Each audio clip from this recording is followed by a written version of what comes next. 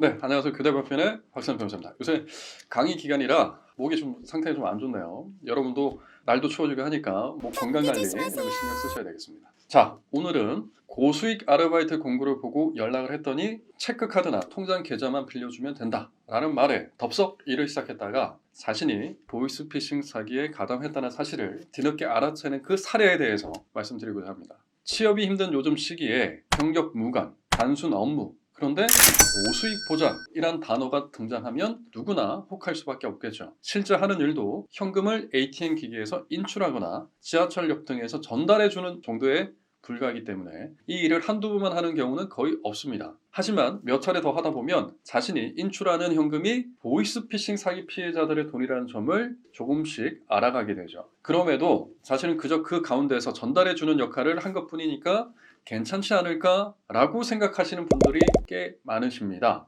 자, 보이스피싱 처벌은 전달책, 인출책과 같이 가담만 했더라도 사기 공범, 즉 사기 방조죄로 형사처벌 대상이 됩니다. 그렇다면 고액알바라는 말에 속아서 보이스피싱 인출책 혐의를 받을 경우에 어떻게 대처해야 될까요? 자, 첫 번째, 그만두세요. 당장.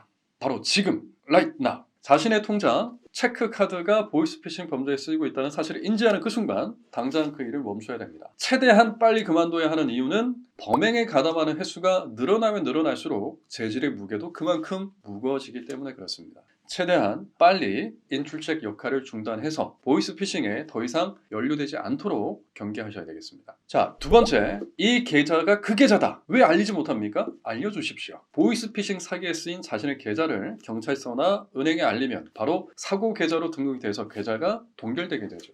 입금 및 인출이 정지가 되면 피해자들의 돈이 보존되는 경우가 왕왕 있기 때문에 피해 확산 방지에 도움이 됩니다. 이 점이 중요한 이유는 피해 규모가 커질수록 보이스피싱 인출책에 대한 처벌도 한없이 높아지기 때문에 그렇습니다. 피해액을 최소화하기 위해서라도 계좌 거래 중지를 즉각 해야 되겠죠. 자, 셋째, 광고 글이나 그 카톡 내용을 캡처해 두셔야 됩니다. 자신이 했던 일이 보이스피싱 인출책인지 몰랐다는 부분을 수사기관에 입증하기 위해서는 이를 뒷받침해 줄 수 있는 증거 자료가 필요하죠. 고액 아르바이트를 시작했을 때 봤던 그 SNS 광고 글이나 카카오톡 대화 캡처로 사기 조직과 접촉하게 됐던 계기, 그리고 그 서로가 나눴던 대화 내용을 잘 정리해서 자신이 보이스피싱 연루의 고의성이 전혀 없다라는 점을 적극적으로 증명하셔야 되겠습니다. 자, 넷째, 보이스피싱 관련자를 고발해야죠. 필요에 따라 먼저 보이스피싱 관련자들을 고발할 필요가 있습니다. 사기 조직의 정보가 대포전화, 대포통장이라 하더라도 수사에 도움이 되고 이처럼 보이스피싱 조직 검거에 협조하는 태도는 향후 처벌 수위를 낮추는 데도 영향을 주게 되죠. 자, 다섯째, 도와줘요 교대박변.